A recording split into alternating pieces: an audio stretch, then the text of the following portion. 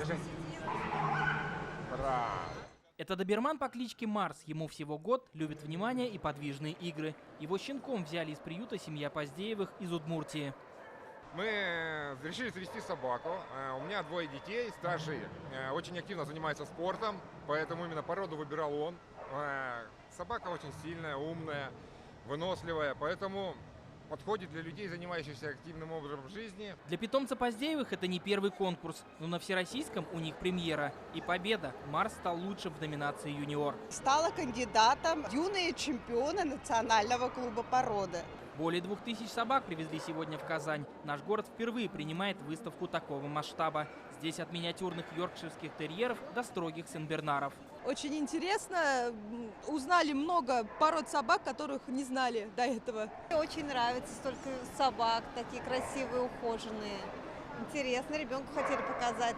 Первый раз дочку приобщаем к собаке. Тоже хотим брать. Большие собаки ей понравились. Большие, лохматые, пушистые – это прям любовь. Борзая, пудель, бигель, спаниель и многие другие. Для каждой породы свой конкурс. Это восточная стойка. Кристина Черизова приехала из Самары с пуделем по кличке Рич. Для них это первая выставка такого масштаба. Конкурс красоты. Да? Собака должна максимально красиво себя презентовать, красиво показать движение, встать в стойку и показать достойное поведение.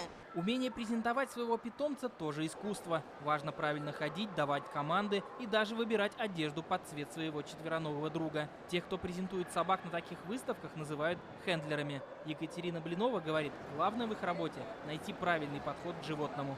Уловить ту самую нить к собаке, то есть тот самый ключик найти. Поскольку у всех собак разный темперамент, разный менталитет, разные породы, они все разные совершенно. И найти подход к каждой собаке – это эксклюзивный случай. Кубок, титулы, призы. Отличиться на такой выставке хотят многие владельцы пород собак.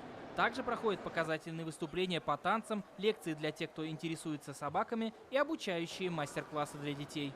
Иван Сарафанов, Игорь Романов, ТНВ, Казань.